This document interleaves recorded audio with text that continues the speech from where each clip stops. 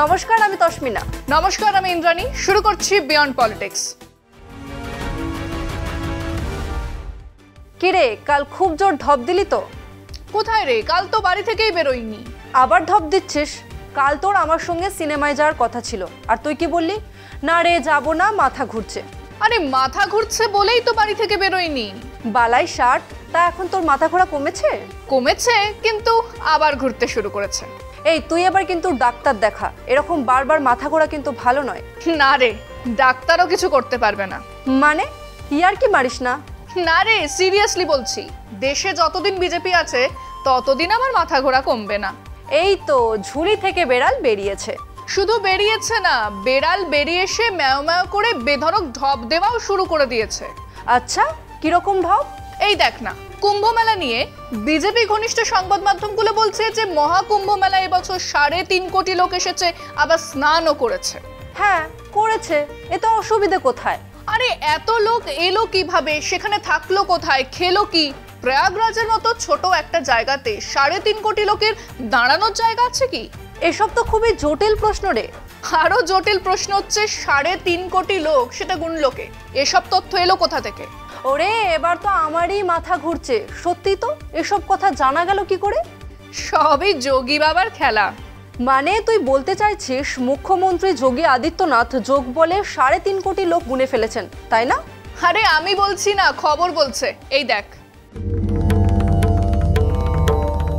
মকর সংক্রান্তির গঙ্গা স্নান, পাপ ধুয়ে পুণ্য অর্জনের আশায় ভিড় জমানো কত কত মানুষ। এবছরও ছবিটা একই। তবে মোদি জমানায় কিছু এদিক ওদিক হবে না তা কি হয়? বিজেপি ঘনিষ্ঠ সংবাদ মাধ্যমগুলোর দাবি 3.5 কোটি লোক প্রয়াগরাজের মহাকুম্ভ মেলায় গিয়েছিলেন, স্নান করলেন, আবার চলেও এলেন। সেখানেই আসল মজা। কথায় বলে, যদি হয় সুজন, তেঁতুল পাতায় 9 জন। তাই বলে 3.5 কোটি? প্রয়াগরাজ ছোট জায়গা, 365 বর্গ কিলোমিটার এলাকা, কিন্তু উত্তরপ্রদেশের 7ম জনবহুল এলাকা সেটি। এবার ভাবুন, ওইটুকু শহরে 3.5 কোটি লোক কোথায় থাকলো? স্নান সেরে বাকি যে কাজকর্ম থাকে তাই বা করলো কোথায়? 3.5 কোটি লোক সেখানে গেলই বা কিসে চেপে? ধরে নিন একটা ট্রেনে 2000 লোক প্রয়াগরাজ যাচ্ছে, তাহলে 1 কোটি লোককে পৌঁছতেই 5000 ট্রেন লাগবে। 3.5 কোটিতে আর নাই বা গেলাম। 50 জন করে যদি একটা বাসে যায়, তাহলে 1 কোটি লোককে পৌঁছতেই 2 লক্ষ বাস লাগবে। মুম্বাইয়ের মতো শহরের জনসংখ্যাও 2.5 কোটির কাছাকাছি। সেখানে প্রয়াগরাজে এত লোক থাকলোই বা কোথায়? খেলোই বা কোথায়? জামা কাপড়ই বা পাল্টালো কোথায়? আবার ফিরেও গেল কিভাবে? প্রশ্নের শেষ নেই। মাত্র 12 কিলোমিটার স্নান করার জায়গা, সেখানে সবাই একসঙ্গে দাঁড়ালেও 3 কোটি মানুষের জায়গা নেই। আসলে মোদি জমানায় সবেতেই মিথ্যাচার, গিমিক।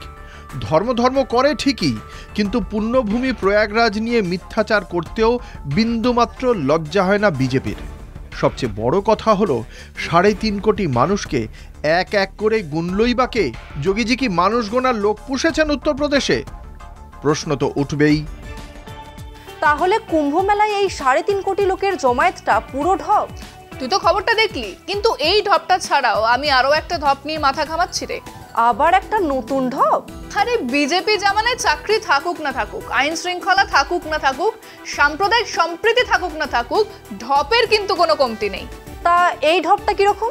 এই ঢপটা হলো সবকা সাথ সবকা বিকাশ। কিরকম খুলে বল একটু। এই দেখ, বিজেপি সরকার দাবি করেছিল আমরা সবার বীমা চাই, তাই তো? কিন্তু সেটা তো পুরো ঢপ। তাহলে বাস্তব চিত্রটা কি? সেটা হলো বিজেপি সরকার বীমা কোম্পানিগুলোর ভালো চায়। কেন বলছিস এরকম? আরে বিমার প্রিমিয়ামের চাপে মধ্যবিত্তের দম বন্ধ হয়ে আসছে, সরকার নির্বিকার, আর সবকা সাথ সবকা বিকাশ গেছে গড়ের মাঠে ঘাস খেতে। তুই বরং খবরটা নিজে দেখে নে। LICর অ্যাড মনে আছে? জিন্দেগি কি সাথ ভি, জিন্দেগি কি বাদ ভি। কিন্তু ইন্স্যুরেন্সের প্রিমিয়াম যে হারে বাড়ছে, তাতে প্রিমিয়ামের অঙ্ক দেখেই হার্ট অ্যাটাক হওয়ার জোগাড়। চিকিৎসার খরচও বাড়ছে লাফিয়ে। প্রাইভেট হাসপাতালে চিকিৎসার কথা মধ্যবিত্তের দুঃস্বপ্ন, আর সেই সঙ্গেই বাড়ছে স্বাস্থ্য বিমার প্রিমিয়াম। অথচ সরকারের প্রতিশ্রুতি কি ছিল? 2047 সালের মধ্যে গোটা দেশকে স্বাস্থ্য বিমার আওতায় আনা হবে। কিন্তু বাস্তবে কি হচ্ছে? মধ্যবিত্তের পকেটে ব্লেড চালিয়ে ফুলে ফেঁপে উঠছে ইন্স্যুরেন্স কোম্পানি আর প্রাইভেট হাসপাতালগুলো। লাভের গুড় খাচ্ছে কেন্দ্রীয় সরকার। একের পর এক মানুষ বীমা ছেড়ে দিতে বাধ্য হচ্ছেন, আর সরকার তারা তো দিব্যি ঘুমোচ্ছে। একটা সময় ছিল যখন মধ্যবিত্তরা ভাবতেন অন্তত স্বাস্থ্য বীমা থাকলে চিকিৎসার খরচের কিছুটা সুরাহা হবে, কিন্তু এখন 5 লাখ টাকার বীমার জন্য একজন 70 বছরের প্রবীণের প্রিমিয়াম জিএসটি সমেত 1,04,847 টাকা। পেনশন নেই, সঞ্চয় শেষ। তাহলে কি করবেন প্রবীণরা? নিজেদের বাড়ি বিক্রি করে চিকিৎসার বিল মেটাবেন? বীমা এজেন্টদের অফিসের বাইরে ভিড়, একদিকে প্রবীণ নাগরিক, আরেকদিকে চাকুরিজীবীরা। অনেকেই বলছেন প্রিমিয়াম মেটানো আর সম্ভব নয়। 3 লাখ টাকার বীমার প্রিমিয়াম 7,000 থেকে 24,000 টাকায় পৌঁছে গিয়েছে। কিন্তু সরকার ভাবছে কি কারো কথা? না, ভাবছে। হাসপাতাল আর বীমা কোম্পানিগুলির কথা ভাবছে মোদী সরকার। একদিকে সরকারি দাবি আমরা সবার জন্য বীমা চাই, অন্যদিকে রোগীর বীমা আছে জানলেই হাসপাতালগুলোর বিল ফুলে ফেঁপে ওঠে। চিকিৎসা খরচের লাগাম ছাড়া বৃদ্ধির জন্য দায়ী কারা? আর তার বোঝা কেন বইতে হবে সাধারণ মানুষকে?